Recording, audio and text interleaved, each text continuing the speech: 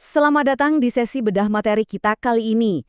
Langsung aja ya, kita bakal ngebahas sebuah dilema matematika yang benar-benar bikin penasaran di dunia kecerdasan buatan saat ini, yaitu mengungkap rahasia dari algoritma tabu genetik.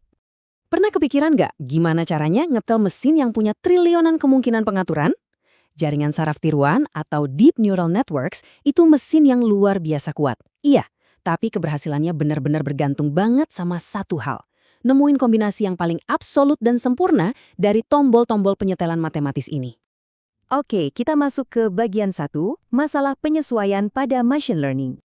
Buat ngerti seberapa besar masalahnya, kita harus tahu dulu apa sih sebenarnya tombol-tombol penyetelan ini. Secara teknis, kita nyebutnya hyperparameters. Nah, ini tuh variabel vital yang harus kita atur sebelum mesinnya mulai belajar. Sayangnya, kalau nilai hyperparameter ini kurang pas, performa algoritmanya bakal hancur lebur. Tapi masalahnya, nyoba nyari kombinasi yang pas secara manual buat neural network yang sekompleks itu, wah itu sih rasanya mustahil banget. Lanjut ke bagian 2, kelemahan metode terdahulu. Jadi, apa yang terjadi kalau kita pasrahin tugas nyari pengaturan ini ke metode otomatis versi lawas? Gini, metode grid search sering banget nabrak yang namanya bencana dimensionalitas karena komputasinya meledak. Random search itu bener-bener nyari buta. Terus ada Bayesian optimization. Nah, ini gampang banget kejebak di optimum lokal. Intinya, metode-metode lawas ini entah buang-buang waktu komputasi yang masif karena ngulang pencarian, atau ya mereka stuck aja di satu titik tanpa pernah nemuin pengaturan yang bener-bener terbaik. Nah, sekarang di bagian 3, kolaborasi algoritma yang kuat. Buat ngakalin kemacetan komputasi tadi, para peneliti akhirnya menggabungkan dua algoritma yang awalnya punya kelemahan jadi satu tim pahlawan super. Di satu sisi ada algoritma genetika atau GA. GA ini jago banget nyari secara global dengan cara niru evolusi. Tapi dia agak pelupa, jadi sering ngulangin kesalahan yang sama. Di sisi lain, kita punya tabu search. Nah, ini tuh master pencarian lokal yang super disiplin. Pakai memori ketat buat mastiin sistem nggak terjebak ngejalanin kalkulasi mahal yang udah pernah dilakuin. Masuk ke bagian 4. Gimana sih cara kerja tabu_GA sebenarnya? Coba kita perhatiin alur kerja algoritma genetika tradisional. Dia bikin populasi awal, terus nerapin mutasi, mengevaluasi, dan milih yang terbaik. Kelihatannya oke kan? Tapi sebenarnya alur ini parah banget dalam hal buang-buang waktu. Karena dia terus-terusan mengevaluasi titik data yang persis sama secara berulang-ulang. Tapi coba lihat, gimana sistem yang udah ditingkatin ini, si tabu_GA, mencegat siklus tadi. Dia melakukan referensi silang pakai memori yang disebut daftar tabu. Jadi, kalau ada kombinasi yang udah pernah dicek sebelumnya, dia bakal langsung lewatin kombinasi itu gitu aja. Simple, tapi ini benar-benar ngerubah segalanya. Kalau kita pecah, alurnya itu presisi banget. Pertama, menghasilkan populasi. Kedua, melakukan persilangan dan mutasi. Ketiga, nah ini yang krusial banget. Dia memeriksa memori daftar tabu secara ketat. Dan keempat, sistem bakal milih yang terbaik buat dikunci jadi solusi suboptimal, yang nantinya difokuskan buat pencarian lokal tingkat lanjut.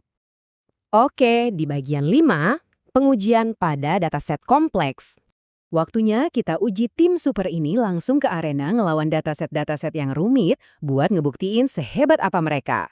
Dalam penelitian yang dipublikasikan di jurnal bergengsi Electronics, para peneliti mengadu tabu_GA ini dengan algoritma standar kayak CMAES dan TPE, pakai dataset MNISD, dan dataset gambar yang jauh lebih menantang, yaitu Flower 5.